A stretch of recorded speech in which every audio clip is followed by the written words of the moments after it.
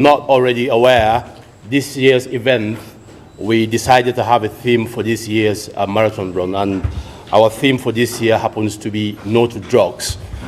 Now, innocently, we came up with this theme without even realizing the magnitude of the task, until I went and spoke to the Drug Enforcement Agency guys at their office. I was gobsmacked with the stats that we have in this country, the drug abuse of the youths.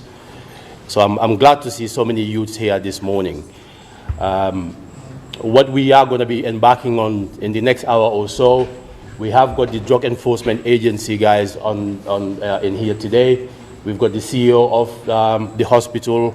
We've got the chief here. We appreciate your attendance, the army, the immigration, the representatives of the Alcalo. We've got so many people in here today, I can't name them all. So this is not for us to come and embark on talking about the marathon. People know about the marathon. What we want to highlight today, and hopefully it can benefit one or two people, is to have the Drug Enforcement Agency guys to come and talk to the youth and the communities about the effects of this menace that we have in our society. We help them rather than just ask them away. They engage people. What of Fancola Carola? They engage people. What of Fancola Carola? Will probably go beyond today, and people will learn a lot from there. And if anybody is affected, hopefully they can direct. Target wala munna funding keolti. Keba membe sangi taworo la tanse. Sira femmai mawol target a wafir lal mawol target. Janni bita keba tarla jamandale ka faye ko ken son kiline be mbuli jeyte la filala bang. O batar la e sondo mo beti nyale itambita nyama kunnale. Biri kata keba sangi tanse tara jamandala be saliwati batungol. Amam fe ate kenola. Abe kenola nyamen wala mu funding kewluti ka wolle target. Wo funding kewlu wallel mu jumalti wallel mu nasama elifalti. Wallel mu jumalti nyim banko la maralo nyanta tarala wolle bulo kono sama sa ni wo funding kewol be hakilo tinyata isondo mo tinyata sama ning elifa lu tejang wo funding kewol nyanta nala kanyim banko la maralo tamandi ya mira woton tolu ngangilla munema ngangilla koma talema ngangilla kasarolema ngangilla bonolema woto Yusufa inila molu ngali tentu ngali jayi alte timta la membe kumaya la nyin timoti ngamel nakumo jindi menna wala mu funding kewolti al si lamoy nyin doku lalu men be maralin sira fe ma ko kelola ibe mem folalie baral kana dal lamoy rola al si fen karanje baral kana danga karangola nali fintita jang al si munafangala ngali be nimbara ngali tentu ngali jayi alla lamoy ko nyimala. Okay.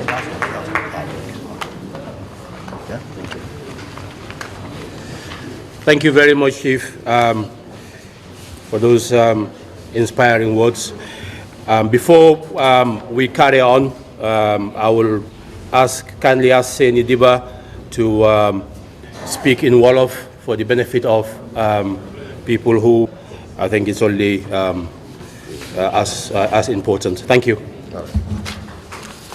Jërëjëf jëf booloo mi gannaaw bi nga xam ne ki nga xam ne moom lañ fi toppal mu nekk borom réew mi nu xamee ko chef Alhaji Moustapha Diba mu gaaral fi kàddu yoo xam ne lañ bëggoon ma làppatoo tuuti rek ci kàllaaman ko ci Barma nee na mu ngi leen di nuyu tey mu nekk koo xam ne am na xel bu ñëw ci ni nga xam ne moom ngeen tànn li ngeen war a waxtaanee ren muy Farafenni marathon jamale ko ci li nga xam ne ñun bugatuñ dara ci loo xam ne dina nekk ci wàllu sinébar muy sinébar yooyu nga xam ne moo fi dee jaxasoo ay xol ak ay xel di yóbbu nit ñi ci lu gaaw ci li nga xam ne mooy barsax nee na nag tey mu am bekte loolu gis kilifa yi nga xam ne ñoom ñoo yore wàllu googu leen di ko xeex ci réew mi waaye nag li ko tax gën a kontaan mooy gis na ndaw yi nga xam ne ñoom ñoo fi nekk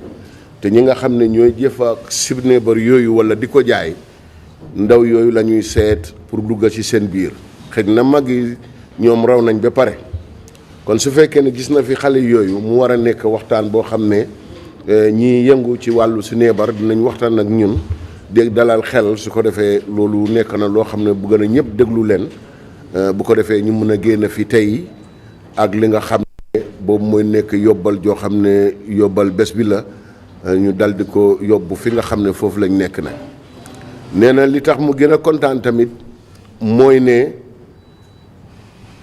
nit ñi dinañ xam li nga xam ne mooy ay jafe-jafe yoo xam ne moom la sinébar yi di def te gis nañ ne dina jaxase xel yi jaxase xol feebar nit ñi loolu yow yaa jël sa alal dugal ko ci sinébar boobu nga am boobu jafe-jafe réew mi tamit dinañ jël seen alal gis ne ñu fànq la walla ñu faj la loolu moo tax koom-koom réew mi di dal di dellu ci ginnaaw mu ne loolu buñ ko xalaatee ci boor yooyu rek ñun yëpp war nañoo am nangutoo boo xam ne dinañ ko def pour ñu nga xam ne mooy sinébar bi ñu ànd a xeex ko mu ne kon mu ngi leen di gërëm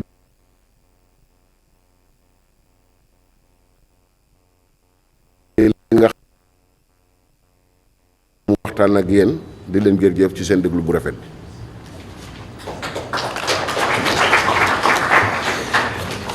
Thank you, Seni. So once again, from the chief and Seni and everybody else, thank you. I just want to say thank you to Commissioner Sane for your attendance today. Auntie Fatu, I know you know most of the Marathon family because you go on walk for health with them on a regular basis.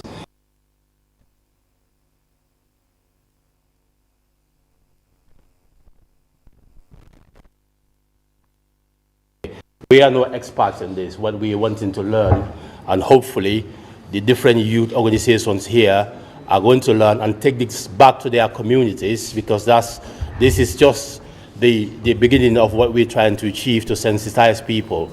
It is now on you guys. The onus is on you guys to learn as much as you can from here, take it back to the community, spread the word. As I said, do not be afraid to ask for help. If you are caught in these drugs issues, come and speak to people. There are safe spaces that you can talk to the experts. We are not. As Farafenni Marathon, we for some reason just came up with this idea this year. We had no idea, absolutely no idea, how it is impacting society until we had a meeting with them in their offices. So to have a town hall meeting today, the whole idea was they were going to come to the marathon ground and give a quick speech. But once we listened to them, we thought having the town hall will have much more of an impact than just having them at the marathon place just to have 5 or 10 minutes. So I want to say, Yankuba, Yasin and Antifatu, the floor is yours. The day is about you guys. Hopefully we will learn a lot from you, and then we can take that home and sensitize our people. Thank you.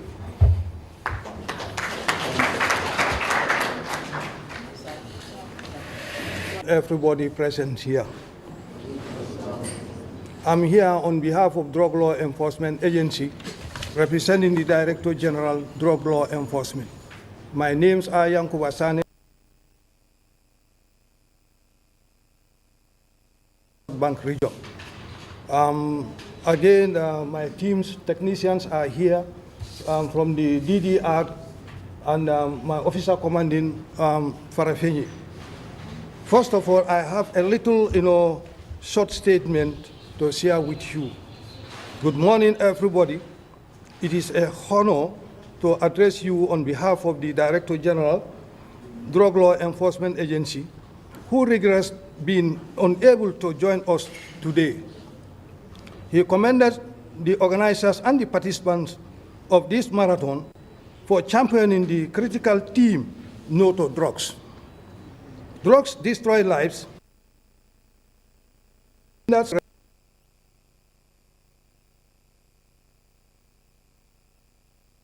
communities. Events like this marathon symbolize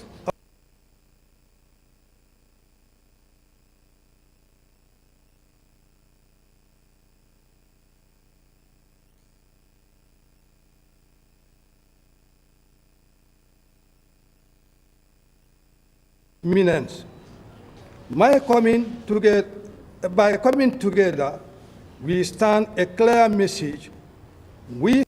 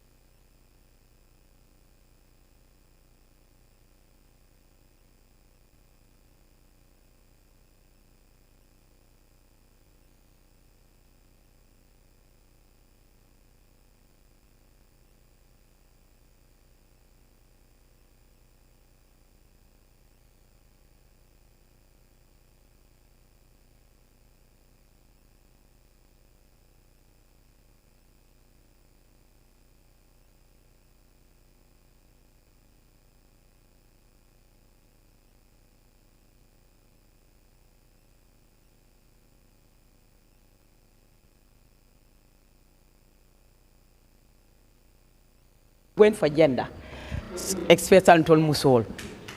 Clap for me, please, the females, so that it will be so lively. In case ntol Musol le batatato. Why I say so is that mobile control keta wudu lati, ntole kata lebo, ntole ka sofa. In my own office, milkanaje back and ninga arstinke is the female. Balle kana kabata edingol la kola. So e baje la ko, nyindinol mi alko be silo kang, ibe nyi sira fengol makang, nyindinol be kala sama alfati ko chief ya fonyam. President be konole, minister sol be konole, police sol be konole. Yembira fon fen na nyin Gambia jang minkata mahamot abo dindingol konole. Because ala donne yalo. Bare nyi sira fon be na dimba ya tora kanne. Ibe tora kan nyadi le wolom ikabona daming wolon suo konote. Suo kono has a role to play. Ululali role jamal soto inyanta minkela suo kono. De dindingol be fahamdila nyadi le, be yamarela no nyadi le anin kulunya. Kulunya nak wole nasita ntol musol bulu. Nyin droko Kenya e kamin foten kus kat mo we interest to kus kono. Kus hanin to for dog squad. We find it very tough. Kajibe mbe minne kela kus la kola mi anoko asembo setalano na nyin Gambia bankoka. Albe anoko kus amambo Gambia. Kus bata muntole mbela miralo bon katale nkaje TV Al Jazeera iba ala documentary mbenga joto ko kus general from Sierra Leone.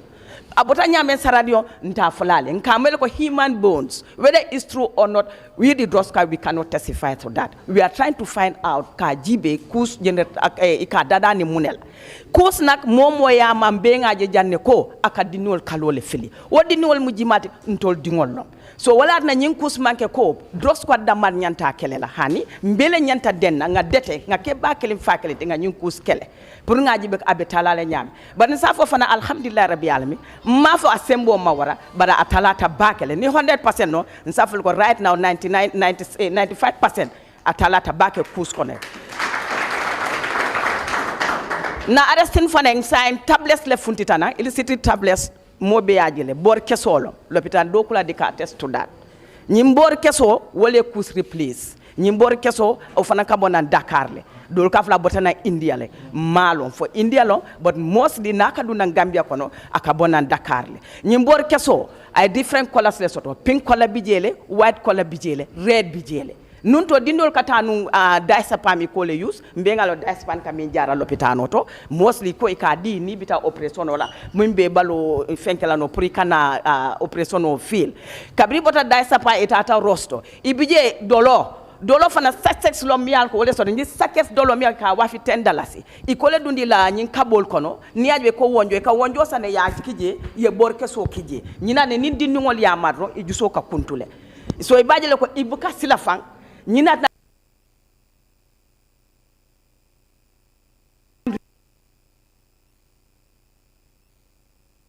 Farafenni na crime rate jama nyin kus malalom nyin drug malalom because the moment they use those tablets ikatre sawol budu isedu ila bungo kono min diate sake nimro be bule se tupa so nteko ngamro bake koma ba ntol wululal nga jibembe na dimbal kele nyame momo ni wuta somande nyanta silela dimba lari ya tandala ko nyenne be kere fay kari jele ba pate jibabe nyame fay fa ka ko pate be nyame ba dingo ni ba misala ikaji be miyal ko wala ya dang aman ko ka dam mune la bar harje afay ko kari kankar kanda dingo jibabe nyame ba wodi no feta mala fi ka ko be nyame ba foy ma oncle seni dingo je biaketa president e man chief dingo je biaketa minister foy ma la fi ka bola ni no le dindi yake tuma no nin ko moral dun dingol kungo kono aseke ise falim bare hani na so ketale de Ulula naso ketalde.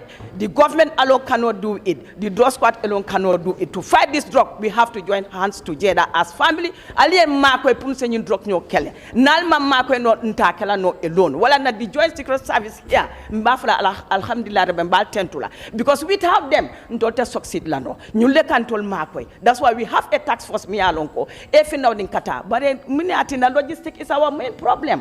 Government da mata kela no. So these are the problems we are facing. The committee also ali hands to jël pour kam mako nga jibe be ñu ko sambala nya wassalam ngana diamo bi.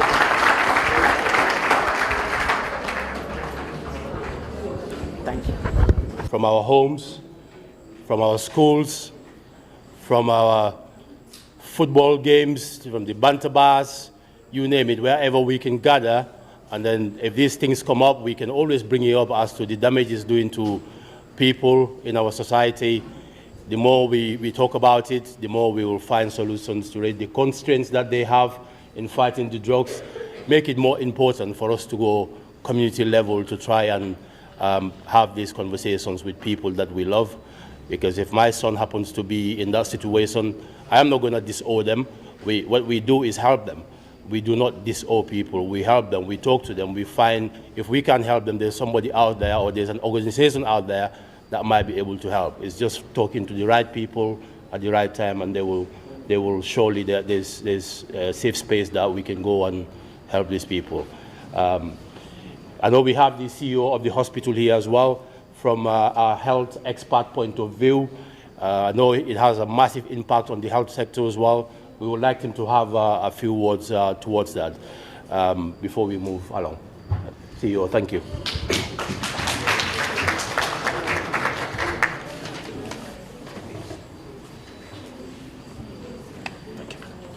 Okay, thank you of Okobadibu, Mr. Mustafa Diba, the Commissioner of D-League, North Bank Region, the President of Farafenni Marathon and team, and all other protocols duly observed. I think this is very important. I am honored to offer this speech to you today on the health perspective of the use of illicit drugs. These are very, very toxic substances. Once you take them, it affects your brain. And we all know the brain is the center of every human being. It controls every activity of every organ in your system. So that's why when you take illicit drugs, it affects your brain and therefore leads you to develop mental health or mental disorder. It is called drug-induced psychosis in our terms. So this is a very serious condition that comes to us occasionally in the hospital here. We have a special unit that is responsible for managing these cases. And we all know prevention is better than cure. Once you are affected, it has a lifelong impact on you, even if it is cured. It will leave a permanent disability on you. So it's important you avoid it. The work of DELIC is very important, trying to prevent the youths using these illicit drugs. As the sister said, if you use this drug, we can see the examples on the street. Whoever uses this drug until it affects you, you are totally dissociated from society because you don't behave like us human beings. You behave differently. And thereby, it definitely affects your social life, it affects your general well-being. So it's key for us to listen carefully to what DELIC is going to say, the next speaker. But this is what our health perspective, we are seeing cases. We are seeing cases day by day, they are coming. So it means people are still using them.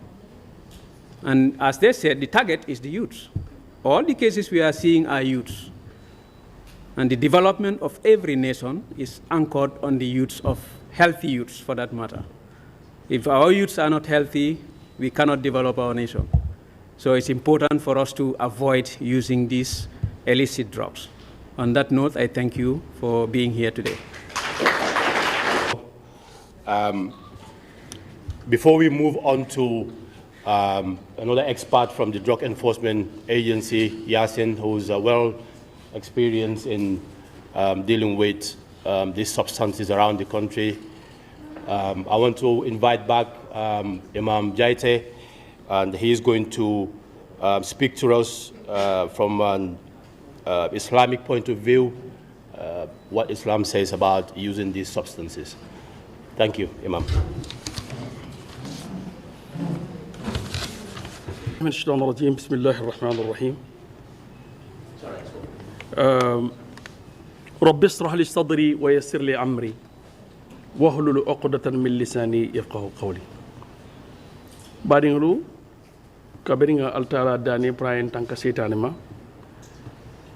ngaman satalla dani pour asina si solo fanundi kuma kan membe fola jang pour mol sa moyno aninga sike mol be nafati mel yalon ko bi wala ma beta jang aning han fofang mel yalon ko be banta tuma do ni a jube record nyol to aske nafati kontanta bake bi ka ma be jang tabarakallahu ko aliyalo nyamem ma yusfa jamme aninga la molu mel yalon ko wala ka marotan organize dans sa wosang pour ka je dinil si balo bo nyoto mol si nyolong mol si nyo faham ya ñinanta nak anatana kunat na jeme yalan ko kumata bakere ko sainteng alhamdulillah janne me jam fala tabulo to mel bijen si konton wala mi sefoti tabarakallahu ani leptano la do kulalu ani mol me yalan ko wala be dro ko kunna ñin tundo la jam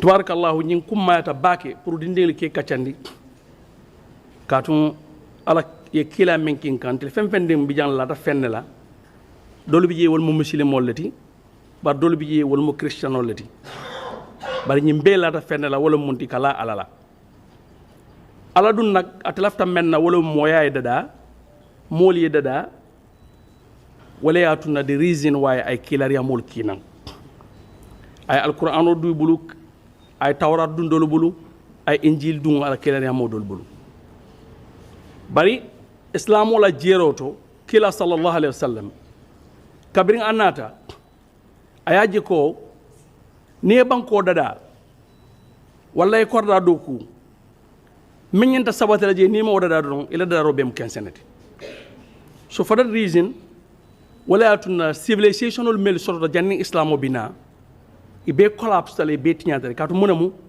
molu mandada wala atuna wo civilizational yiri ibe collapse tale be tinyata but islamo kila sallallahu alaihi wasallam yaji ko kabrin alaya ki one of the reason why I succeed wala mjinti ko ate mole da ay modada wala monti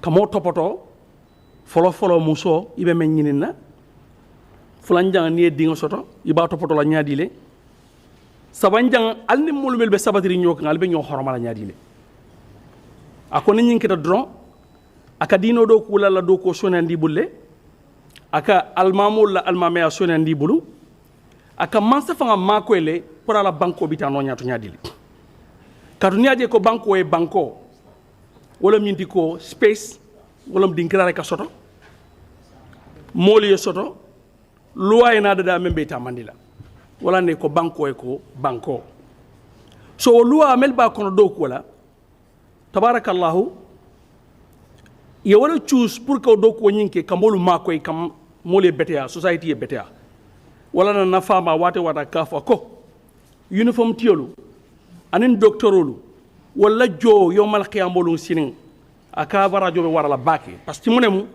ibe lorim pour ka molle da oto yaji nyin kuma batale mel yalon ko wala be na loi ko kunna ibe dro ko kelekan tabarakallahu kamolu da na society li betea ko comédien la fulul mel tambi daje ye même fo o kuma batale wo karol ndel nak la tam menna même muslimati na qur'ano men bembulu andu atele mona loi bu koti me yalon ko altala ya di kilala ayanati ñi dunya kono jang sanji wuli kilin sanji kemenani sanji tannani anen seyñina fo woroba ne mañina wo bu ko bi janne abukata dulato anno bu kayelma parce que mone mu alala kuma kan ala bije alala kuma kan men bije ay mone fo dolola ko to anen fempende ni atara kamo sirandi ko di amra ya fo nyamen sain e ka benke ka ke wonjo kan wala foka wonjo ka kan ka min wala dololu ko aliyaji nyame ma be siari nyame kibarol to ani social media ni tata banyulu badala borindol la ani nayin santol to jang abe siari mbaki andu mel ka nadi wolu jama iskatare fal bugama so why ite be alawla ibe sonna ibe nyina le fanna mo buga femme ma te be interested jinin ka je praita korda nyimma sang wallahi moto jummal sang wallahi fan sum pelino sang be mem borinda wallahi sembo soto abetela life destroy la abata da kan so nyindula nimme ye mira doron inyanta lona ko kafu ko woto yara fa ma njeri tanga nyimma ka to ndele bi ko diamala ya fa nyamen sama wala mu alfaldi mel yalan ko wala be mol ñoo jo sayla say nak wo alfal mel nyanta mol ñoo jo sayla ning wol bota jang dindili mel nyanta taraje ni wo bekra drog malati wala ila karal man timba ko nyanta kala nyamen wala ma moya kidio long wala malo be singolo la damen woto sama nim banko tinyata ke balbe bilem la bari dindil be wala ba bilem wotala bake parce que sain mo bele kuninta o di social media fempende be kering isaji ni defta dala ikada dale tumodo bato ni atariye makoer la soto ko muso ya fo janyame ma wulula la karola wulula e important role bala soto pour ka dingo kulu ka dingo kayita ndala muna nyanta iko anabila yusuf one of the reason why I succeed kabra sibota ka babay ko nda sibota lolo tang anin killing anin karo anin tilo sujudi tani ababa mu refa ama discourage ama bilitul akane ko sama be kala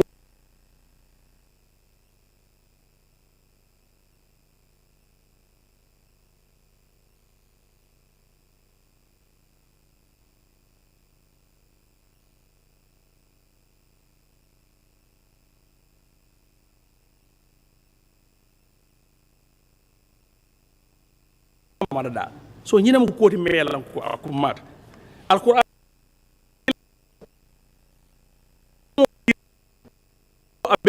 abe mu dololti parce que munamu kilo ak wala mura wala na ala ya fa alquran ko nako ya ayyuhal ladina amanu atel mulu me yalan ko al sonta al kalmo misil mot al mu foroti al pareta pour que alla julo jo kabrin ala yal dada e bandi akali ko jumala mal mariolti al be kayitele mum marioti alastu bi rabbikum qalu bala jumala mal marioti ni la mal be ko ala yitele mum marioti ako woto for that reason kabiru lu melne sonta wala woto sayin na kabirina ta banko kanjang il santo kuma kan han sayin pour ko tonyandi ako mbal dandara de innamal khamr wal maisir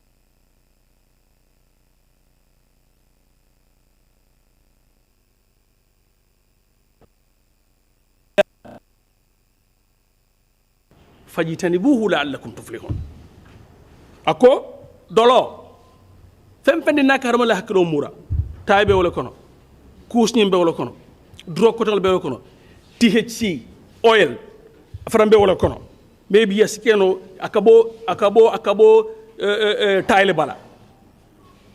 tayle bala THC ikara da oil ma dindil ka use wo tariya badle kam wala brendu nyokono ha ako alkawul melike altala ko ala bebula because a brodo ni mambetea akala bula karso wala munti lottery ala ko ala bebula because akala na foltiya yaji ala lafta ngandada ko komi chief ya fde nyamema ila ko do ite ka bonde ya use masakunda bala ko do bondi kan ka kele ça fait akamuntan de l'économie bidamin tole we will end up nowhere because he can mensoto ika wala bondi ya sang ya maye tora ya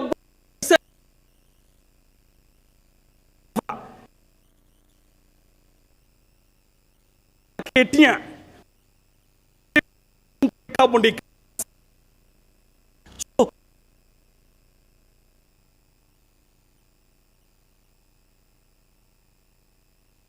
wonyanta leka gaba so woman ke wala na ala ko ala bula al dolo bula femfendin ka mo siranda la bula ale kartolo bula me yalon ko itila ko do ko lo bondi ye perte wala win because islam mo malla fi moy perte ala tele mo be win ala ko be mu setan la barolti ala bula akon ali abula dron ala be gagner la sama atata fa fo kila fo sallallahu alaihi wasallam ako momo ka sirata ma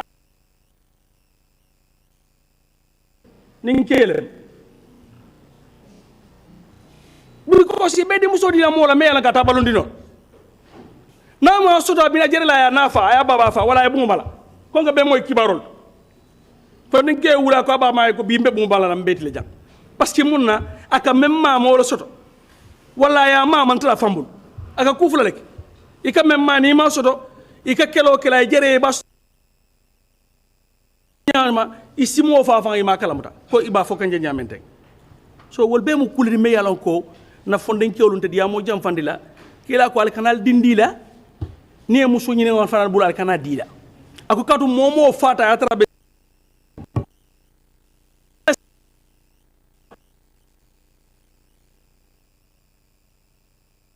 mankita arjanna la jande me fo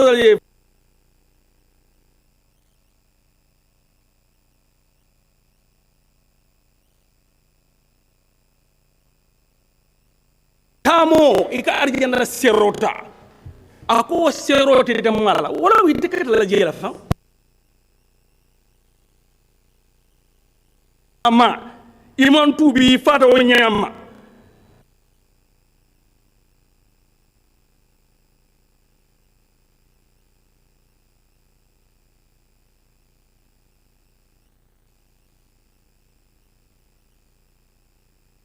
mbulu pour ka do man dem fo surwa kangato na badi li liñ fi doon wax rek tabarakallah gannaaw biñu santé yalla julli ci yonent bi sallallahu alayhi wasallam di wax ne tabarakallah li ndaje yu melni dafa am solo pour nit ñi ñu daje ñu mëna xamanté nit ñi ñu daje ñu xam lan moy li nga xamanté loolu lañuy xex limuy def ci nit wa limuy def ci nit parce que drogue dafa bon dafa yaq sa xel dafa yàq sa adina dafa yàq ñi nga dëkkal sax ba taxna sunu yonent bi sallallahu alayhi wasallam mi nga xamantene mom la yàlla yónnee mom nit la ñëk defar biko yàlla yónnee bo gisee ba légui li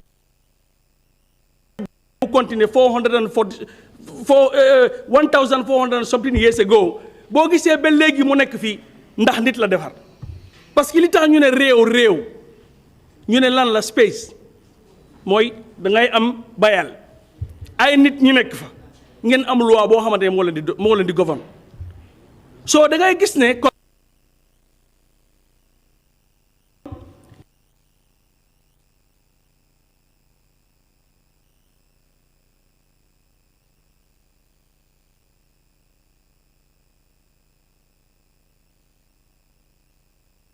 xale nag dañ koy gëmloo boppam ñu ne yonent yàlla Yusuf alayhi salaatu wasalaam boo gisee mu succeed bi mu géntee kero ñëw wax papaam ne ko man damaa gént fukki bidiw ak benn ñu sujudal ma gént tamit gis weer bi ak naaj bi ñu sujudal ma bi mu waxee loolu bàyyam def ko ne bu ko wax kenn mu ne ko waaye ëllëg ku mag ngay doon soo nit da nga koy gëmloo boppam ne ko yow sa maam yi lii lañ fi def boo gisee géwél yi ñu am solo loolu parce que dañ lay wax sa maam lii la fi def sa baay lii la fi def su ko defee yow di nga mën a roy ci loolu léegi nag kon parents yi seen wareteef la àq la ci seen kaw pour ñu teg seen njaboot di waxtaan ak ñoom from time to time di leen yée ci àddina sa doom génn na di bi suba ñëw na su sangoo ba noppi tegal toog mu toog nga toog ngeen waxtaan kon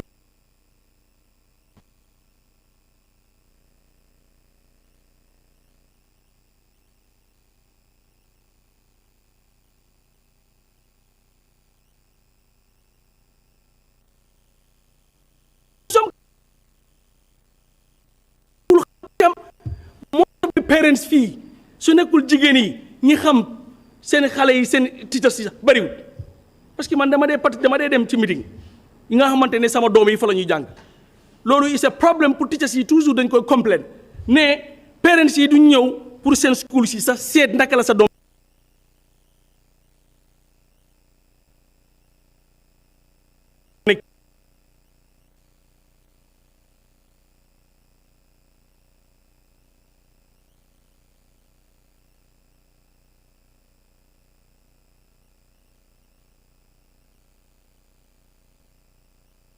tëj ñu ne la nga dem sa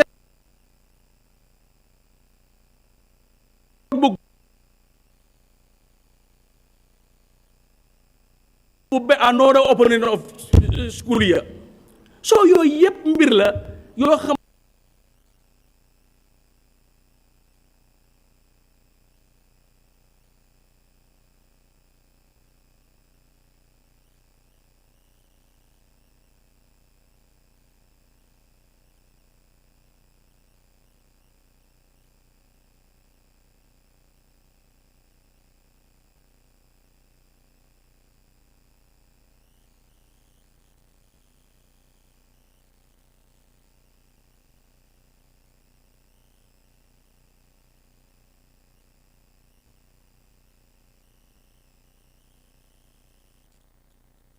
Police have just, they were running a bit late, they're here as well.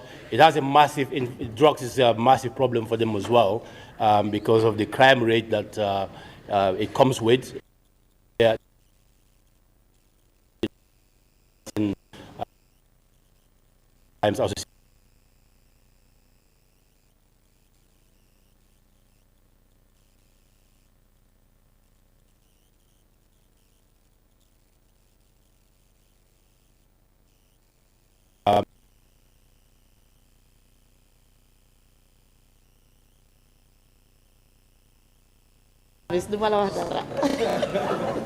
I don't want to be charged.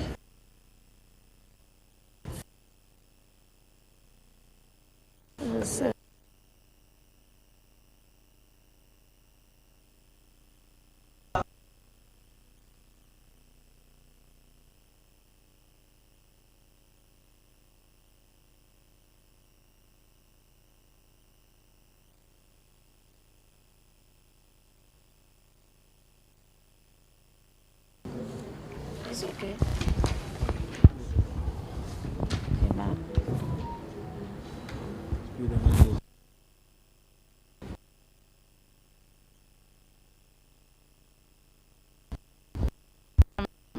Good morning. Good morning, Chief.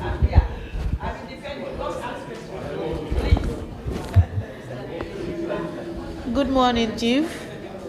the Imam, Alkali, CEO of the hospital, my own commissioner and my deputy commissioner, who is in Farafenni,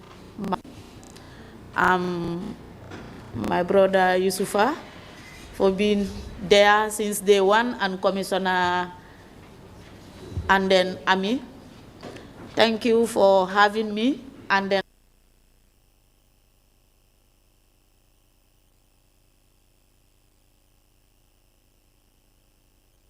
I started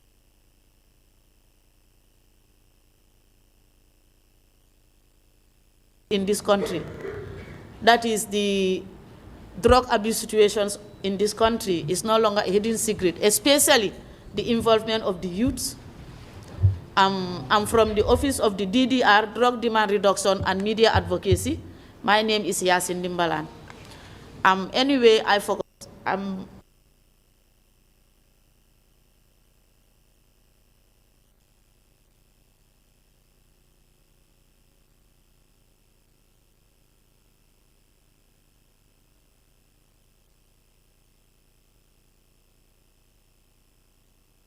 Farafenni marathon bi te tey ñoom tamit depuis last month maa ngi engage ak gaay am nañ ay radio programs, TV programs in Combo before ñu ñëw fii, because dañu war a sensitize the public, ñu xamal leen ne programme bi dafa nekk loo xam ne buñ ko jàppee rek ne marathon la, lim ëmba is outside the box of marathon only. It's not only about sports. Te ñëpp xam nañ ne tey tàggatu yaram li ñoo ooyee sports fu mu am àndut ak drugs, because drugs moom si lum dugare yaaxa la xam. Drugs bi seetu na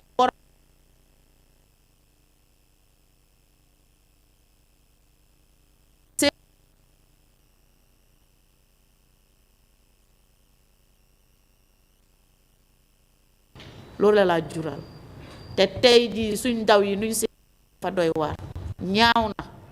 te Gambia li ma dee wax la fu nekk, ñun suñ jógut ñu takka suñ beltay xar suñ tànki tubee liggéey réew mi, wallahi azim dinañ ko réccu ji si kanam. di high rate si fànn bi nga xamante ne ndaw yi ñu ngi dugga si drogue bi dafa garaaw fu mu toll nii. te léegi am nañ ay yeneen façon drogue yoo xamante ne dugga nañ si réew mi. Parce que tey jii li ñoo wax la, if your neighbor's house is on fire, you can never sleep comfortably in your house. Sa dëkkandoor néegam di tàkka yow xelaat nga ne su ma tëddee suma néeg dinaa nelaw bay xandoor, amut. te lépp loo xam ne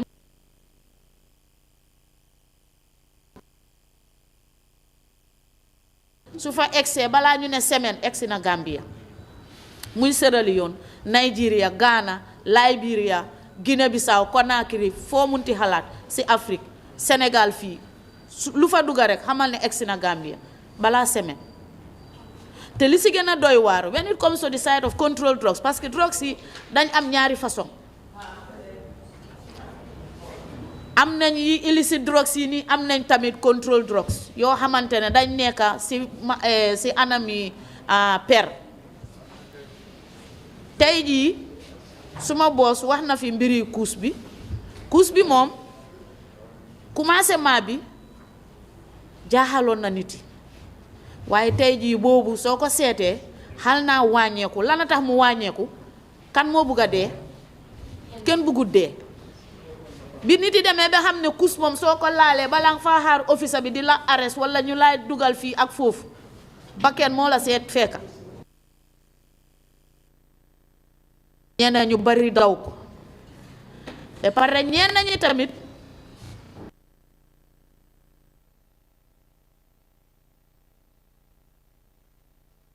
ñenn ñi dee si lopitaan bi ñu ngi leen fa tee daal, waaye xamuñ kus. ñenn ñi seen morom yaa leen na si ñoo xam ne xam nga doomu aadama moom doo mun a wax ne ni ma mel la ñëpp di mel. am na ñoo xam ne dañ mel naka su dul noonu saka santa saa lay jël nañ sa xarit nga xam ne kii yaa ngi ko amel si xol wala mu la def dara mu la naxari, li nga war a def pour feyeeku ko ponis ko nga ne xaaral ma laaxal ko kus, nga jël kus jaxase kook taay bi jox ko su ko jëlee rek jeex na. ñu bëri si ñoom soo gisee tey ñi nga xam victims of coups lañ ñu survive ko dafa fekk dañ am quick intervention su du toon loolu ñooñu noonu tey ñoom ñu bari ñoom tam tey fàtte nañ leen parce que CEO of the hospital mu fi ñun drug enforcement dañ dee partner with all stakeholders amut society boo xamante ne fii nekkuñ di partner ak gars yi amut any youth group in this country nekkuñ di partner ak gars yi the security Ministry of Youth and Sports health because ñu ngi am programme boo xam ne ñu ngi ñoo train years ago ñu ngi gars yi health si seen tànka team bi seen psychiatric doctors si ñu ngi ak ñoom that is this substance use disorder programme boobu ñu ngi si woon man personally dama dee am programme ak seen staff bi Amadou Di Diallo at the Kanifing General Hospital a very hard working person ba pare foo ko oo mu uyu la parce que mbiri drogue moom li ñoo wax la is the responsibility of everyone bul toog nga relax nga ne man suma njaboot gi yar naa leen duñ dee jëfandoo drogue suma yoon nekku si déedéet kañ sa yoonang si parce que yow sa kër nga am waaye sa kër boo génnee sa kër fooy dugga si mbeeda bi nga dem si society boobu tey bépp doomi Farafenni tey Farafenni marathon bi su li la gënal mooy nga participer si nga gis ne sa dëkk bi li ngeen bugga loolu moo fay am ngeen defar seen dëkk soo kon ngir tey yéen soo leen jógee ngeen defar keneen tam jóg defar keneen jóg defar su yàggee dëkk bi dina jakk waaye suñ buggee bàyyi yëpp si loxo drug enforcement dafa métti ñun dëgg la ñun lañu luwaa bi jagleel pour ñuy xeex drogue waaye ñu ni neen mënuñ koo xeex moo tax ñu am this open door policy ñuy partner with everybody inviting everybody to come on board ñu war a xeex mbiri drogue bi parce que ñun ay officer lañ yàlla ñun la jagle foofu waaye tey suñ xëyee dañoo bàyyi kër yi dem liggéey suñ wàccee ñu ngi delluwaat back to the home kër yi ñun ñoo fa nekk ñun ñooy parents si ñun ñooy yaay yi ñooy papa yi ñooy maam yi bàjjen yi ndiyaay yu néemit ñooy mag yi ñooy rakkay ñun la soo moo tax fu ma dem dama dee ñaax nit yi nañ dem ñu jàppale drug enforcement agency ñu xeex mbiri drogue bi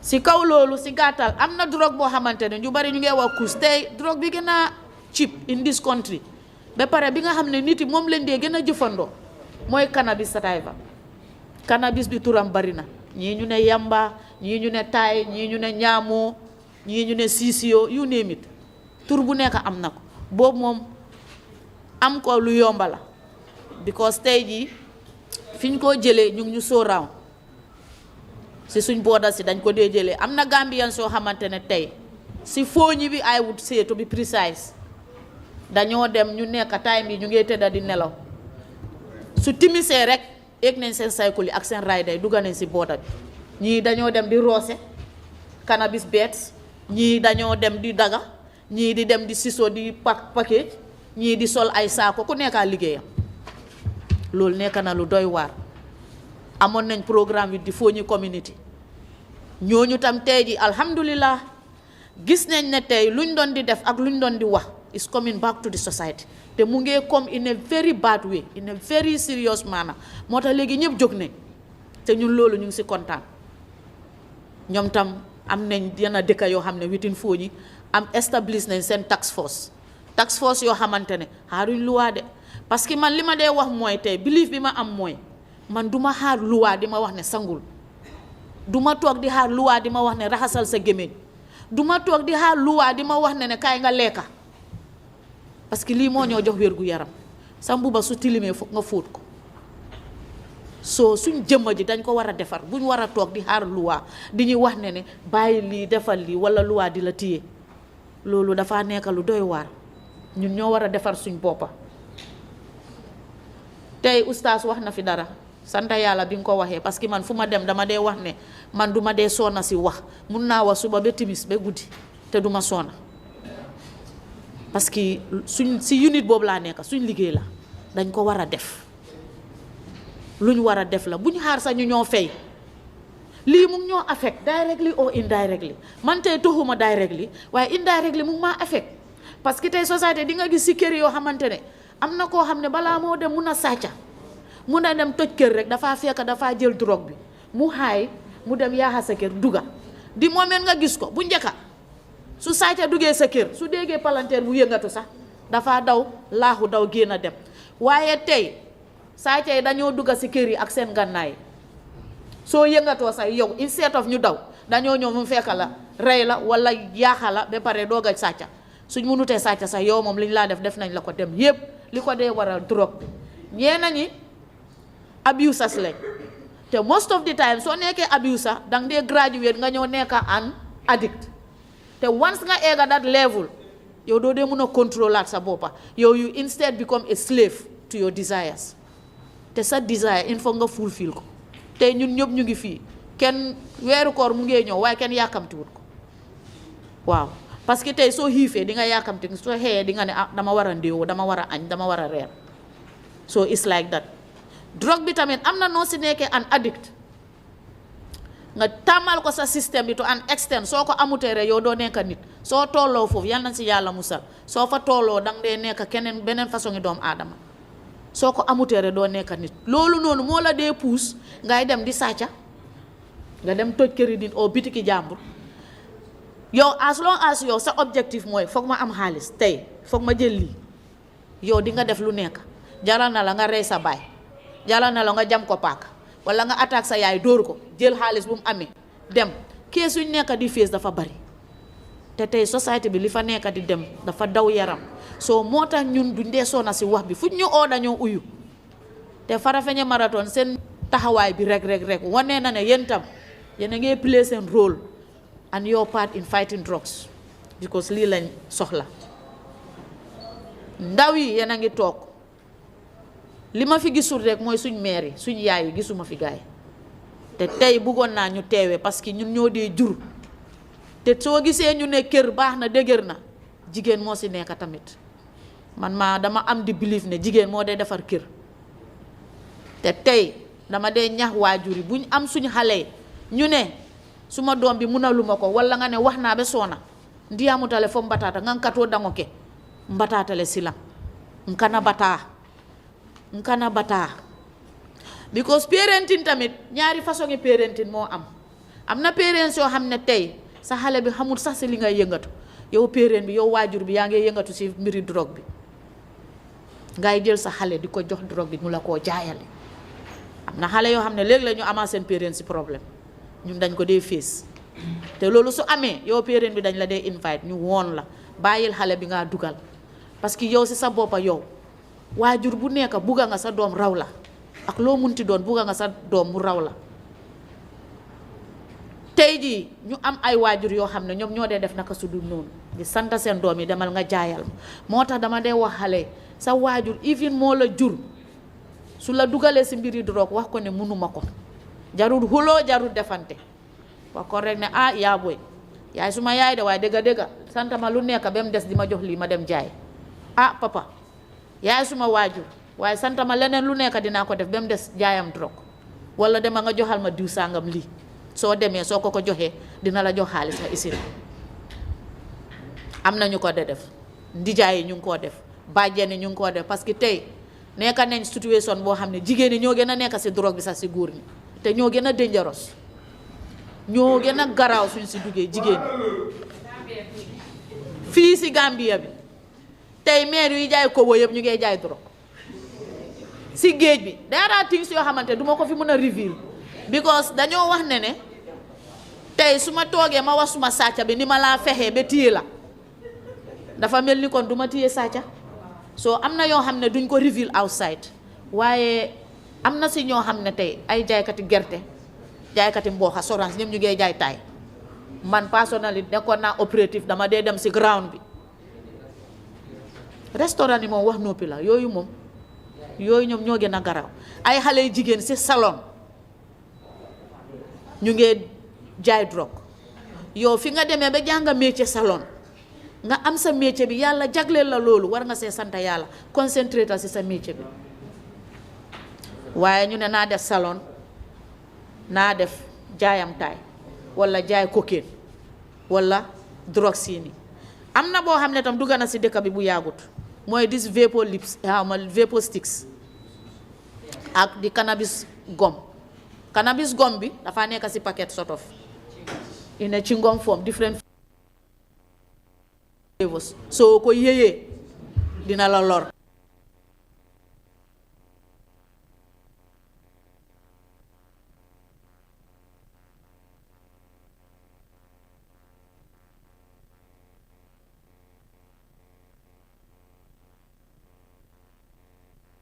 Kus bi ñëwoon na with full speed waaye léegi dafa wàññeeku parce que man xam naa ne su ma ko laalee damaa dem duma ko jege léegi nit yi dañ ko daw so instead of kus bi léegi nit yi dañ turn to ecstasy buñ ne wax gaaw ak skunk cannabis skunk boobu tam gars yi ñu ngi koo laal because yooyu tablet form la control drugs lañ mun naa see jël mbuus ba mu fees ma roof ko suma poos bi it's easier to carry waaye very dangerous. Yooyu moo nekk yoo xamante ne di nga gis ku nekk nit ku ñëw jënd drinks butéeli drinks understand nga butéeli drinks nga jënd ko def si per yi ba mu bari ñaari per te half per sax problème la waxuma la benn wala ñaar ñenn ñi ba ñetta ñu dugal ko si yëngal ko mu see nga taxaw di ko naan fii kan moo fi mun a naan butéeli drink mu la war a jël ay 30 minutes or 1 hour amut butéeli drinks within 1 minute or 2 pare nga si. waaye ñii soo gisee nit mu nekk si bitik wala si restaurant wala si ndaje yi oo géeto yi oo waxtaane kaay kampe kaay yoree butéeli drink depuis bi mu ñëwee salaamaaleykum mu ngi koo naan ndànka xamal ne waajam ting si am fa bàyyi di taay muy pare soo leen ko randuwut si yéen la ko njëkkee loolu mooy lu nekk di daj si société bi dafa garaaw so façon ñii nii suñ ko gisee si société bi ñu identify leen li ma dee ñaka wax mooy buñ leen label as criminals the word criminal bi fit na everybody here ñun ñëpp the word criminal bi fit na ñun ñëpp fii nii so buñ leen jàppee criminal wala nañ leen xëcca suñ kaw ñu waxtaan ak ñoom let us show them love and compassion si loolu noonu dinañ mun a waxtaan ak gars yi dañ la dee wax yu bari lan moo tax mu dugga si drogue bi ak lan a waral mu def lii ak yooyu noonu so kooku noonu am na noo waxtaanee moom ba jànga si moom dara rek nga xam problème am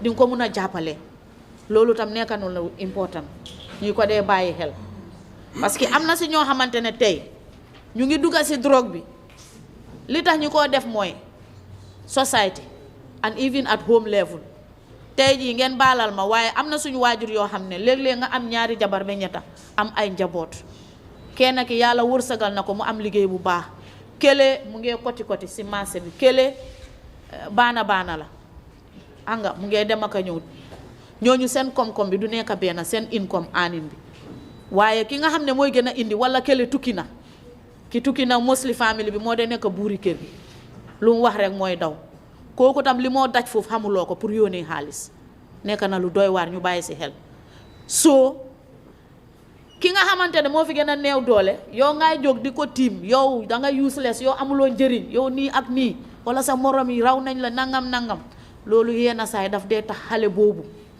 dafa noppi teg mu naxar ko am naxar boobu ñenn jigéen ñi ñoo de am naxar ñuy wele di ko génnee waaye am na yenn góor suñ amee dépression suñ dépressé o nga wax leen lu leen naxari dañ koo téye seen biir di ko dunda doo ko mun a xam si ñoom fekk waxtaanuloog borom te borom moo dee toog nag kooku nag su def jógee ba laal drogue bi loolu pousse ko ba mu commencé di jël drogue mu ñëw si yow moo dee indi loraange yu bari yooyu ñu bàyyi si xel parce que tey ñee nañu baagwee bi soo gisee ñu bari dugga si tey dañ ne pour dama bugga suma yaay ma ekkati ko si famille bi wala suma papa wala suñ kër ak yooyu moo leen si dee dugal most of them waaye ñee nañu tamit xaste yi moo leen dee dawloo dañ bugg a daw gàcce dem faji gàcce ñee nañu moo leen dee dugal si drogue bi ñu koo jaay pour because ñëpp xam nañ ne drogue moom xaalis la ñëpp xam nañ ne drogue xaalis la dafa seer business am bi business bu baax la waaye bés buñ la téye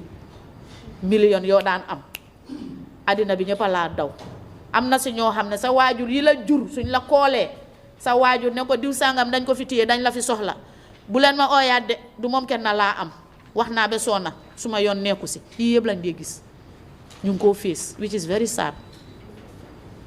So the other kind of drug that is also very common in this country is the cocaine. Heroin tam mu ngi fi, hashish bi mu ngi fi, cannabis skunk bari na ak ecstasy yii yëpp ay names of drugs lañ yoo xamante mu ngi si dëkk bi and of recent this cannabis gum ci ngom bi boobu tam dugg na so ñu bàyyi si xel waaw si kanam tuuti dinaa ñëw ma ibi floor bi anybody can come in you clear your doubt because loolu moo gën a important sax because du ma fi mun a taxaw di wax toroxtaane drogue lii la moo def soo ko laalee mun na laa dofloo loolu moom is clear to everybody because amuñ time tey suñ demee tànka Gambia fii ñu bari dañoo foog ne tànka is a drug rehab center it's not it's not a drug treatment nañ ko xam currently in the country amaanguñ fi drug treatment facility tànka is different although majority of the cases are DIP drug induced psychosis yooyu lañ fa am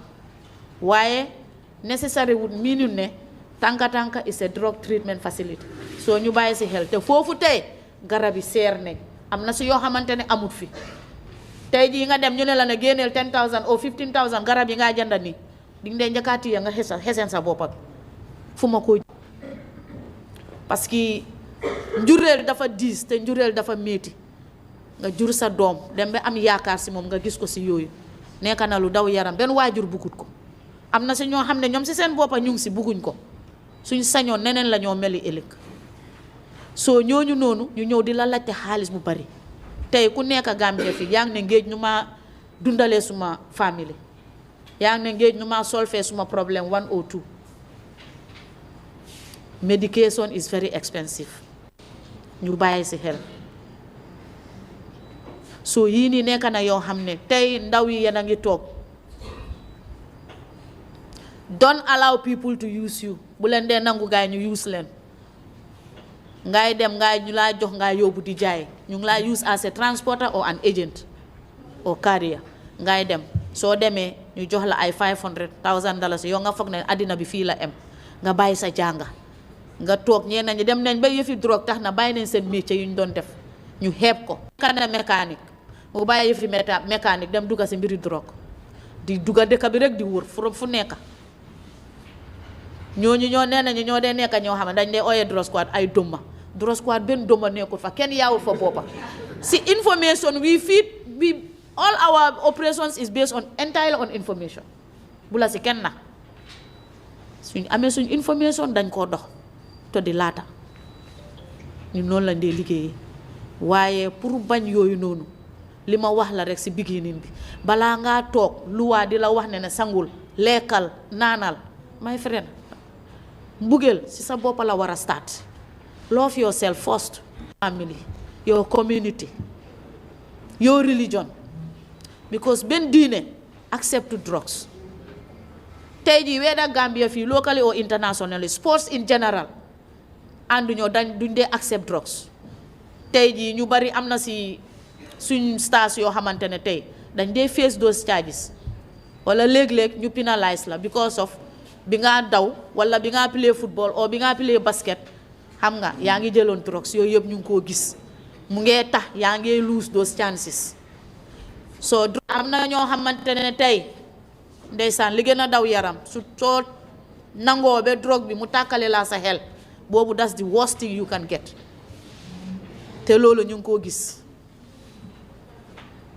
because am na drugs yoo xam ne they are hallucinogens yooyu noonu moo gën a garaaw drogue boo xam ne boo ko jëlee fii karo la flow la maa ngee dox nice waaye am na nu ma ko jëlee nii laay doxee damaa fekk ne pax moo fi ñëw ngay jéggi wala nga toog si suuf nga bañ a dem suñ la ne jógal nga ne déedéet néeg bi mu ngee yëngatu wala asamaan bi mu ngee toon asamaan bi toonu sa boppa bi la because drogue bi daf dee affect sa central nervous system bi boobu la dee affect te without the nervous system boobu moom that's the end of story nekkuma a medical expert but then anyway loolu moom la dee affect te loolu moom su la xasee ba dal dangaa tàggoo sa xel bi xale góor yi nañ leen jàppale te xale jigéen yi tamit ma wax leen benn ne moo ñu gën a jaaxal léegi xale jigéen yi ñu ngi si drugs fu mu toll nii ñoo si gën a garaaw ñu ngi leen a use anyhow can you imagine xale bu jigéen bu am 13 years yow ñu laa use ngay jël drogue di ko business yóbbul ma drogue bi from let's say Paradise Johnson to Senegambia ñu jox la 40,000 yow da ngaa foog ne bii moom kay dama ko def rek waaye bul foog ne lu easy la tamit de bul foog ne lu easy la ñun suñ liggéey dafa doy waar because these people most of the time they are always steps ahead of us waaye yàlla jàppaleen ñun tam dañ dee try because si àddina bi fii in this entire world benn dëkka amul réew buy taxaw ne I have fought drugs conquered 100% amut dañoo try rek ñu jéem si loolu lañ nekka moo tax dañ bugga ñépp ñëw ñu jàppalee ñu xeex mbiri drogue bi nañ leen setal suñ kër yi ñu setal suñ cabinet yi setal salle bi setal état bi dem si mbedda bi dem si community bi comme li ma dee wax la buñ ne it's not my business oh hey doomi diw sàngam la doomi diw sàngam boobu soo ko dimbalee loolu su la nit waxul jërëjëf sax yàlla dina la bindal tiyaabu di nga si am tiyaabu te kooku xamuloo ëllëg lu moo nekki kooku soo ko ne du suma yoon kooku tey mun naa dem mu lifin mu intoxicate mu jël drogue bi dem réeb sa doom wala mu dem jam ko paaka rey ko amuñ time li ma def mooy ñu open floor bi ñu ask questions clear your doubts question boo xam ne nit mu na bugg na koo laajte nam ko laajte we are here for you people loolu moo ñu fi tax a ñëw thank you very much. Thank you, Yasin. I think that took me back to when I stood here earlier on to say the information I had from the office, I was gobsmacked as to the people involved in dealing drugs around the country. Like you mentioned, made in agents and you get drug. Problem I'm not. Cool, it's not cool to the young people when you think you are out there and you think it's cool. No, it's not cool. Cool with that. It's destroying us. Cool dara mun nga nekk si mbedda bi nga fonne man maa ci nekk maa ngi def suma ay affaire ñun ñëpp def nañ ko ñun ñëpp fii lañ yaroo particularly the North Bank we love this area. This is our fii lañ juddoo fii lañ yaroo yéen mi fi nekk cool ñun suñ time yi cool mooy ñu dem play basketball si loon bi mooy woon suñ time yi cool let's go not the drugs. Yeah. Thank you for that, Yasin, that insightful information. So if you have any questions, please raise your hand and then let us know who you're representing. But before we go, I want to acknowledge the attendance of the GT board guys. So this is what Farafenni Marathon is doing. On a yearly basis, we are attracting new sponsors and people who want to collaborate with us. GT board, thank you for coming. We appreciate you guys and the support that this year.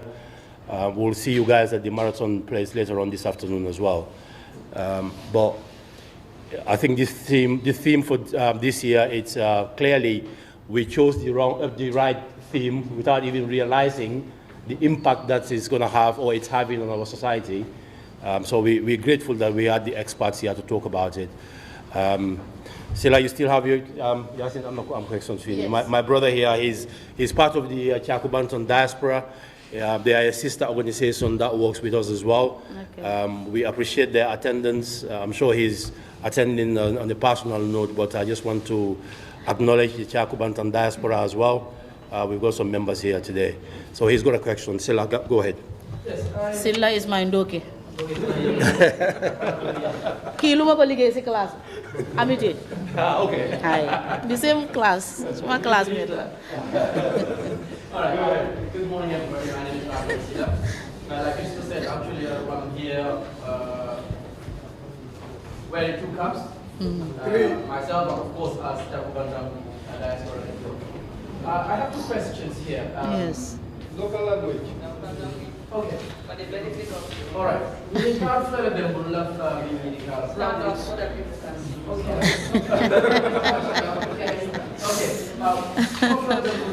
One is the Gambia, the other one is the contribution.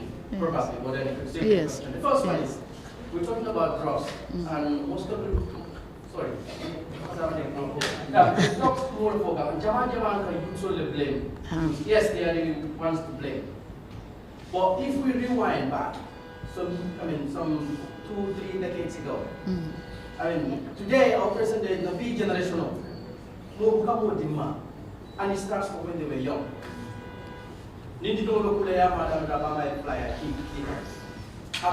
lived it. You know, it's a personal experience. So we've seen it. Didn't want to be a time of Idamale Kapu. Nunto, when we were growing up, Kabilo Bela. I can remember when the current chief, he wasn't here. I've been sitting outside, but now in Naka, everybody's quiet. And I'm not going We don't do anything because we know what teachers wear those days. I did a lot of Exactly.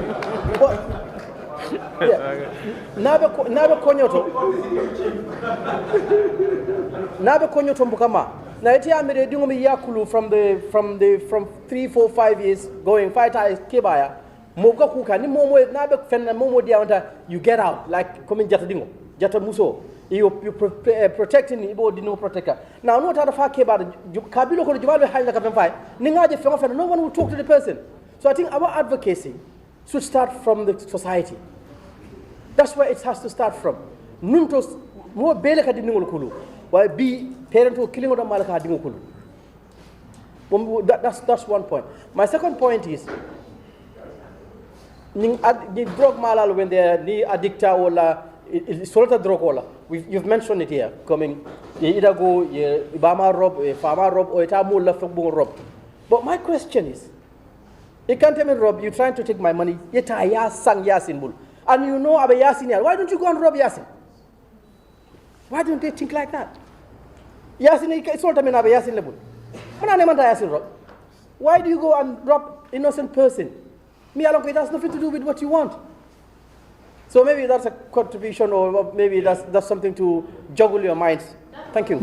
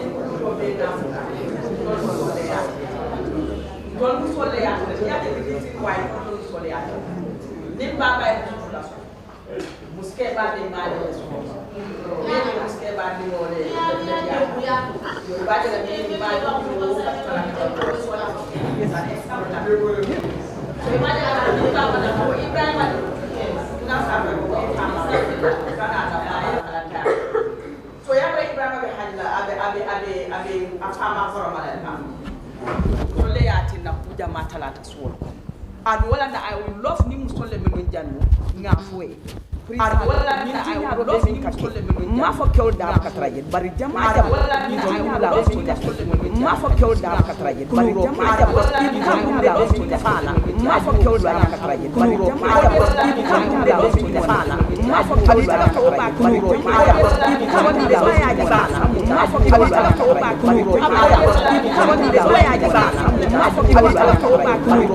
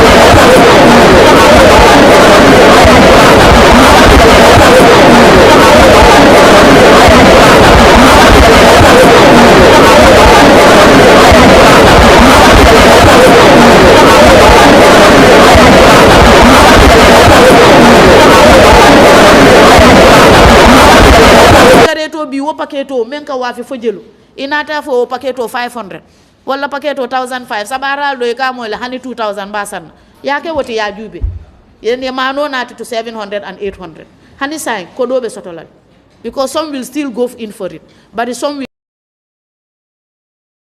cigarette kono kulon doron like ndola department we cannot control it because luwanying ama ban ya understand what am malom but it's a thing me ya lonko ya mem folon bari one thing we can also do society ntolle tam luwa bi jele ka mol guide bari ntolle tam so ni dindiwje aka cigarette saba e hawdita nyaawo nya stop ya attend ya address nte personal inka kele ikatambi ka dindiwje dindin kamanding abe cigarette sabala nka worile nka fo what ngaade dindi wala ite mu neketa nane be cigarette sabaka ite dindi merang akonyi he bilay anti do de ham kay anti do de ham yo lu sa problem yo looking at the age ite man korda lo ite man si futu woma musute bulu dimbayate bulu man luwa so joy man dépense o bonni what problem might drag that little boy ka foko do de ham to an extent abebula la sabarol but immediately nga address a sila telephone kabring ayenjen stop ta a panic tale nga diamundi nga la tempo jindi then after long akonye kontata long kay ko don't you know that ni quantité ta nyinna janni tabe futala for 15 18 years itabe sasa lay be fala docteur te jara non yalo say dindiwul ibeni la nyin technology afa e doron go and google ika fa mariam be nyim men foke ta ya google ya jubi ibe fenjela jele that is the bottom line fengome ya lonko is not good for us alnga avoid and stop it the earlier nga ke the better for all of us nde fama wotay mo bansa mo bele nde fama lo sangaro la illa you dare not ni ku ke banta alama reporto kana fota ye lipa nyame banta ni nata ka multiply so ntol kuluta system ole kon anybody can discipline you and I say alhamdulillah because I'm reaping the benefits. Yes, I saw your hand up. Yes. Yes. Okay, hakilo kono ko nyamo ni asaba. Ake miraro ni beti andi hakilo ka dia. Ke smart. So wo ite o ni hadi. My brother, wo kudi am kesa wala. Nyamu cigarette ya saba ay smart ke intelligent ake hyper dira rek bari na bota ni dosi banta you are back to your senses again so amam fenne fali ndaka example o menta bi ntengete don to ko dola ila julobe mbulo wato wati ka falanye ite njola bankaro fata ita fana njo nta fana nga hajo soto wo stress o benka ndanga tanga nyamo saba nsa nyamo saba boto nga be saba bari wata tinala de when I come back to my senses ajulo bije ajotale amanjo the best thing is ngamira mbe ko do nyi jola nyame better than wo stress o mbatala mbafala mbe nyamo le sabala pour stress o nyebo anenete bola it can never wash away those stresses. Very well. It can never. Yes. Right, hang on a minute. Wow. Mama, use my voice. I think two more questions and we'll be done. We're running out of time. We have a full day of events and from here we're going to the marathon ground. Yes. So Margaret, female, Margaret, give chance to Margaret. Yeah, all right, okay. And what we can do, we say let them ask all let me okay, before Margaret, let me go to the kids themselves. Okay. Yeah, go on, young man, stand yes. up. Come. Yeah.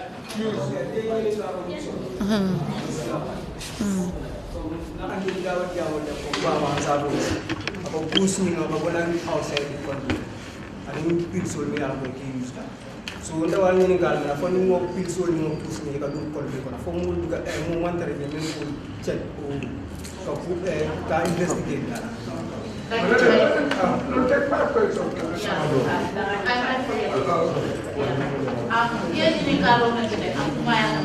very important point of observation because ni naka fiti banta akanaja so akadunjan nyadile very important ntol we have officers by the borders be it at a border post or border post ika officers all tarajele any security sector abele ka taraje including the narcotic officers Bari komi ngafo nun koma domanin told we base mostly of our operations on information. Ya understand? Border sol bi to nyalo aka dungani jele la na officers wot ka taraje. Bari kule fanam be keri Gambia be nyamem bi na border sol do ku bale nyanta taralaje. Wala nan tata dawo dan ka fo man sakunda nyanta draw squad ma koy lal. E kan tol mira menti ani membe ntel be men encounter kan a different tale nte dol ton ka jalos ba ke len sondomo nka jalos le because ni nga moto ntol bi nin sulata resources la to fight these things to do our operations mam motol soto yeta KMC pick up kili nebeje baro hay nota mam beteya baro me yalo ka wutu ka pose itani waseta operation almental fam sacrifice alefa wala accident sa ta l'hôpital wala tinna nka kumbo nte ni ngaje fang hani police wal ni melbe office killing ika fa nyeyte mol dahandi ko ko non tal dahandil we are all on the interior ndole den ta fa killing bari mbama le different because immigration den ta faale la police den ta faale la soldier role wonya be on the interior bari wato wati sa police also moto la jan ibe donate la pick up wala ibe donate la tente ndoldu ya sen so nganye na person o jabe then border to we have our officials there but the fact that some people nka men follow i seneyantale i pareta ka do ko dol bi je bakare silla nyongol they can do anything ya understand so ni information no nyim man futan nang purintol nak mol ya ak swiftly ni mesi wo mari ase dunno banko kon ya understand aka dunje wonya bari an other thing again things so le ton tale again you ton tale de ma because the last time ka cases soto instead of these things coming from outside entering the country na cases arrest jamala soto me ya lonko they were from the Gambia going outside wonata kentole kubati how comes now instead of drugs coming from outside entering this country it is coming from the Gambia on board to other places it's scary. So abe wala nyama bari mba kata kanne nak because ni atra be mol la page o follow kan this we have Nakomak page abe social media Twitter Facebook and then TikTok abijele mol kan na statistics nyol kije and na arrest nyol currently we update the public ni be je ibe detail sol jela dega na border gayol mel bi je say definitely ba try kan yeah yes we have so many porous borders porous borders already na been a problem border kilo as a munanga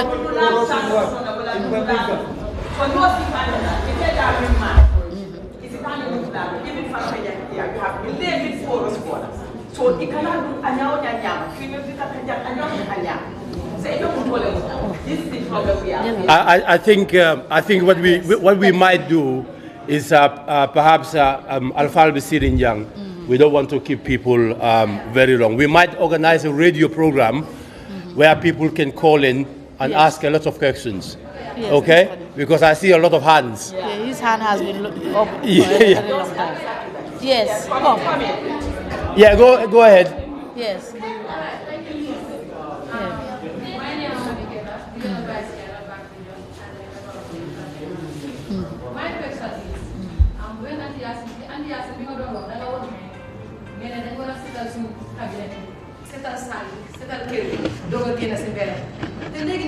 Social media scandal media, and one of them is from your office, the other one is from the magistrate.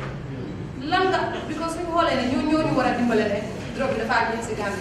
New si bopam they are involved in it. Nakala ñu def ba nga xamantene drop bi dina jeex suñu rew parce que ñu wara dimbal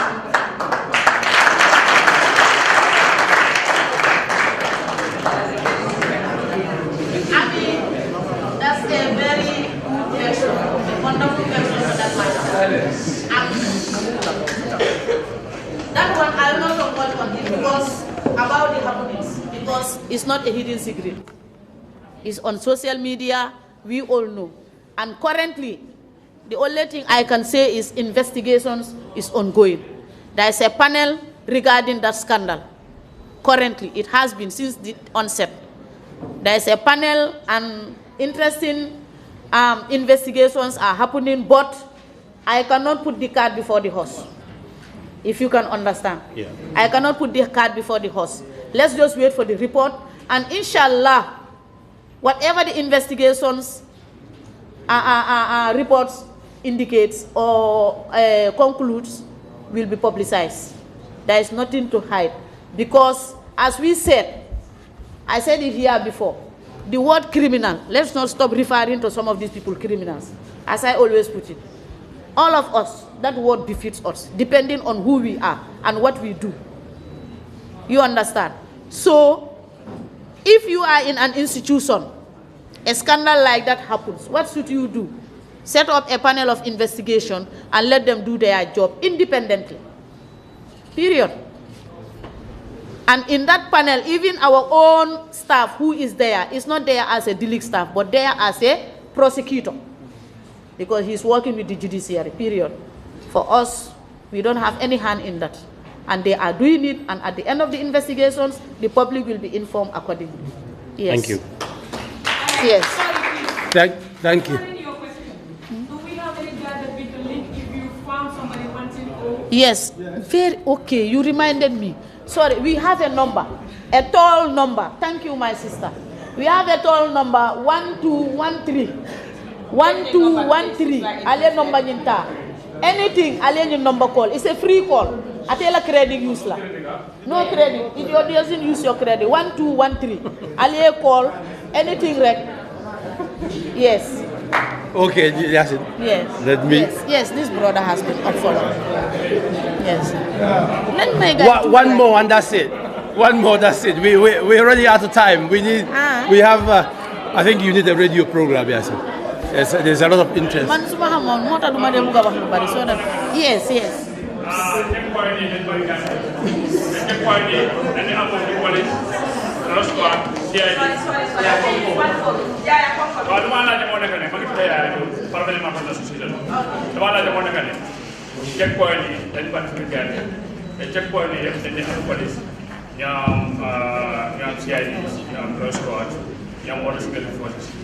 Ada cuma saya hal mau nak ni checkpoint border. Tengah ni dia nyali problem itu. Ini nyali problem itu. Tengah sampai dah ini nyali. Because man as a living witness. Jangan lah apa jangan checkpoint lah jadi. Sebagai kita ni was mentally sick. Si checkpoint lah jadi. Te fungna drug ni use drug sih dah. Jangan dah fungna. Jadi dia use checkpoint. Ini use policy. Main teman. Farafenni fi si border. Yeah.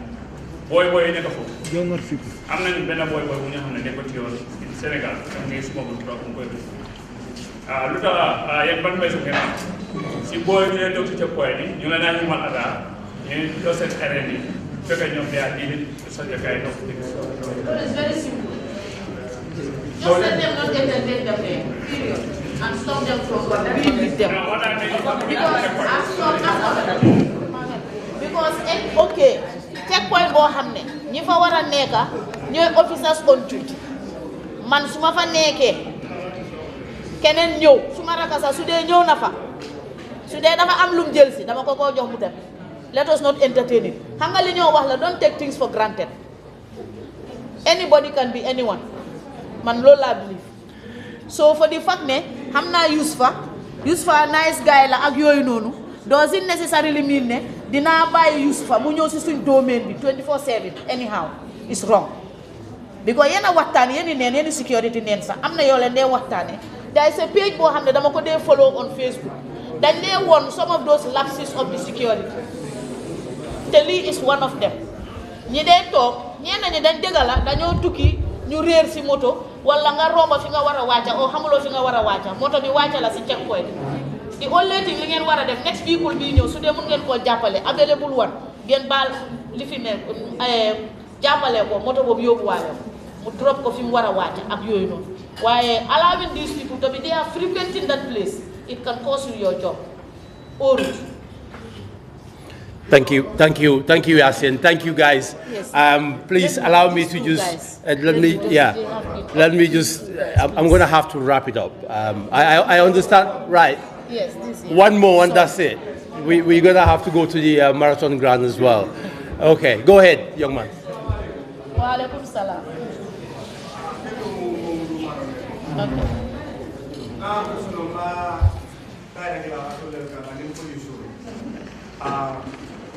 jube ka do case da mala sodo yo anu do case wol ni mo ko da ni jube mel ka ti wol ni era case ni muda postualam ni muda ki fulati saba do ya bi ku yebe yo sa na ko suno mu ni na ti ko judiciary bos mo mara ko judiciary ya ko de ja bos o faya case sul ka mu ni jube ni ka ma je la case sul ka tra pending e ka je ka mo ki mo da ni na ko de ni sem pass mo na ka ko de sem up sai aton ni police ol ade judiciary adom ne ke ka je ko al me ya lo ka je mo da ye prosecute at the right time. Yeah, that's what I want. Yeah, because niaje at the judiciary level, court level, being a cases jamal le soto ibe dom prinje be siari. Sometimes a depend resource wise fanang aka costly. Resource wise, coming come men for you, either in human resource or financial. Pobe ka kuol fenkele. Sometimes ika case soto inyanta ka men soto. Ye witness call. Witness is sick or witness is out of jurisdiction. Ni woketa, wo case titano. Because niata that witness, independent witnessing, that day anyanta testify la ibaja la fase adjourn.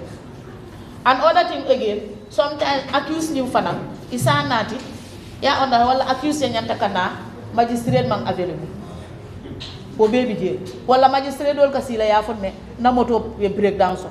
I cannot go to court. Bo baby jan. So it all happened. The end result is discipline to us our job. B, the magistrate to be in a case soto. The accused is there. The witness is available. The security is available. What is important is make sure you provide my security. I'll protect for a courtroom. But certain things will happen. It's just sad.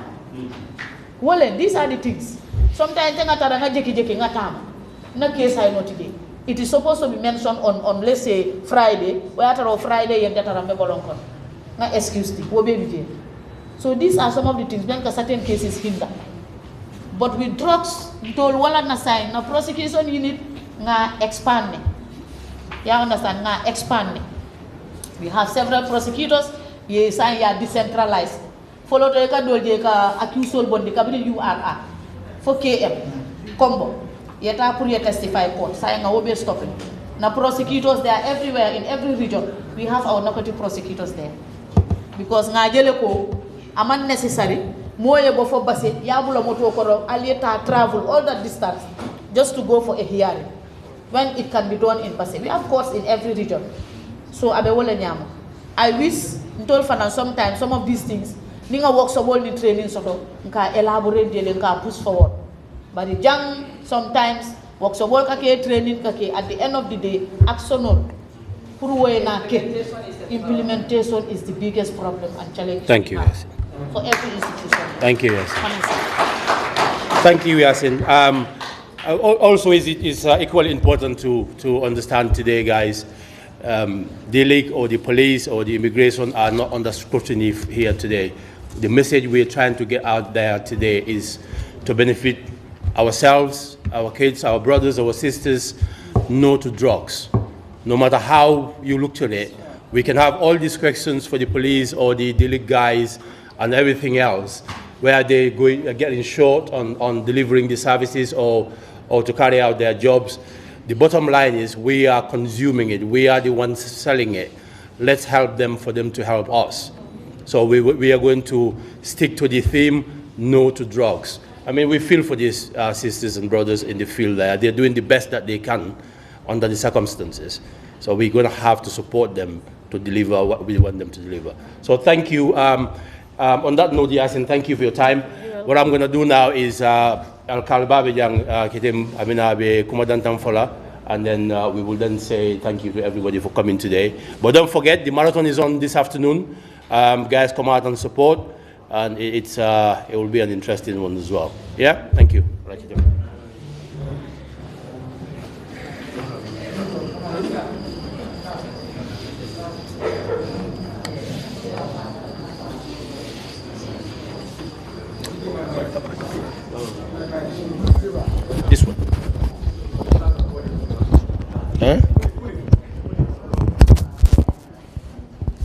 أعوذ بالله من الشيطان الرجيم بسم الله الرحمن الرحيم الحمد لله رب العالمين والحمد لله رب العالمين mbena la be konto ndanda nyin ko la bag ka chef wa konto na chef wa be jang commissioner be jang security forces be jang mba be konto bata bare ni mu banku do ko le ne fonni ngol commande da me bendi dawda o mu banku do ko bare sa me to le mo alif aldi bara bota sababu be mala fana ka fura jubele marathon fana ni banku kan not bank jang ya kata bag fonni ngol ye ka fonni nyoma ye londi nyola a sababu bota men bala mbe tendla wala mbe jayila parce que koku sababu le bala ye miro soro mi ala ngo banku do ko lem ila banko ye wala kanu ye badi ngol le kanu ye fonni ngol le kanu romu kulati mbe samuta nyofe bi jama benta jang imam mellong bi ya lonni en londo vital nal dara fala kana danyina al yedi sidron al kana fembo al nyongol al nibe kajal al kala fo mbota marathon ko no shay ye mendin na marathon ko no kumata bake pour bankola nyaato talem fonninge wala nyaato talem alfa la nyaato talem kar fonninge bibe fonninge ala ila e courant so nyin kunkono ila e fata sinola ibade sinola woto mu kulati mbal be tentula mbal jeyla ala makala nyin ko ala makala nyaato kuti ala kana nasi abota memem bala al sakata alla do ko lam alla do lam mbal be tentula mbal jeyla wala nakum salam. Abaraka Kitim, thank you very much.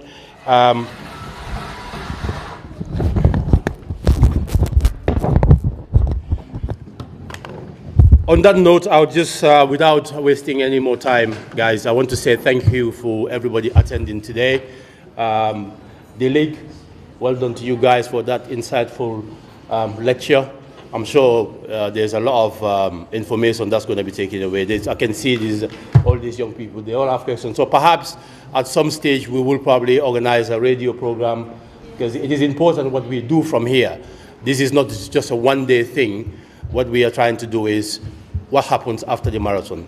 What can we collaborate on to keep sensitizing the public about the dangers of drugs? But equally, as you can clearly see or hear from the guys, they want to know what you guys are doing. Perhaps that will be a platform for you guys to elaborate on more as to what you do without going into details that you can't go into. But it's important that if you're representing us and fighting these crimes, we know what you're doing. If clearly there are people here who don't know what you do and when you do it and how you do it, if they know, then they appreciate that more. So thank you for the police, immigration guys, again, GT board, the chief, thank you for attending today. We appreciate you. My brother Ismaila, Silla, Chakubantan Diaspora, the GNA. I know my brother there is sat there quiet, but we noticed that you were there. But thank you for attending as well. We'll see you guys at the marathon run this afternoon, I hope. Thank you very much, Albea Barakabake, for coming today. Chief, on that note, we can now leave you to, I know you have busy schedules that you can get on with. Yeah. Yes, if you don't mind, we'll have a photo session before we all go away. Just out there, we can have a photo taken, a group photo, if you don't mind. Yeah, guys? Yeah, thank you. Yeah, high table, if you guys want to. Thank you very much, guys. Thank you for coming. Thank you.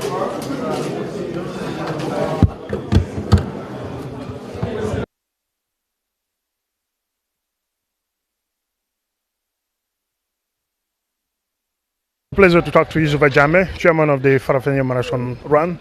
Today we witnessed a town hall where the youth of Farafenni came here to talk about the challenges they face in terms of drugs and also the Drug Law Enforcement Agency. We've just witnessed a town hall. Tell us something about it. So thank you for having me again, Gajaga. I think this now is becoming a regular thing, me and you catching up all the time. Yes, today or this year we decided that we want to do a little bit something different rather than just wait for 3 p.m. and we go on to the marathon run. So we introduced the theme No to Drugs, and we invited the Drug Law Drug Agency D-League. They've been on the ground today to talk to the youths and stakeholders in Farafenni, the impacts of drugs in our community. And as you've witnessed yourself, there's been a lot of interest from the stakeholders as well as the young people of Farafenni who have had a lot of questions for these officers today. So I think the event was successful, and hopefully we can kick on from this one on to after the marathon we can continue our collaborations with DLIC. Overall, the message has sunk to the general population. Yes, I think so, because if you look at the amount of questions people want to ask, if we allow them to do, we'll be here a whole day today. So that tells me people have actually taken in what these officers had to say to them today, and hopefully they will take that into their communities and discuss with their mothers and their brothers and their sisters. You've heard what the officers from DLIC had to say as well, the challenges that they are facing, and hopefully this is something that we can work with them in any capacity to get the message out there to people. Thank you very much for your time. Thanks for your time, guys. Thank you to Eyeafrica, GRTS, QTV. Brilliant stuff. Thank you. Thank you. Thanks. Okay. Gentlemen, please introduce yourself. Good. I am Saja Ombai, chairman of Farafenni One Vision Youth Association. Yeah. Okay. Today we witnessed this town hall of the Farafenni Youth and also the Drug Law Enforcement Agency. They've talked about the harmful effects of drug and how it is damaging society. What do you make of it? We are very delighted because the event is timely. Yes, it's marathon, but they have come with a very important theme, which is things related to drug, and then we all know how drug is affecting young people of the Gambia, most especially people of North Bank and Farafenni inclusive. So inviting the drug law enforcement officers, the police, the immigration and youth leaders, and then other stakeholders to discuss a way forward, way of eradicating or kicking out drugs out of North Bank and Farafenni in particular is time, and we really appreciate it. Yeah. What do you make of the topic and let's say the team No to Drugs? Honestly, we really appreciate it, and then there are a series of programs that we did in relation to this, and then the marathon coming up with such a thing again and inviting local authorities, that is Alcala and other people, to witness this and then add up their voice to say no to drugs. Honestly, we really appreciate it. Thank you very much for your time. Thank you. Thank you. Thank you.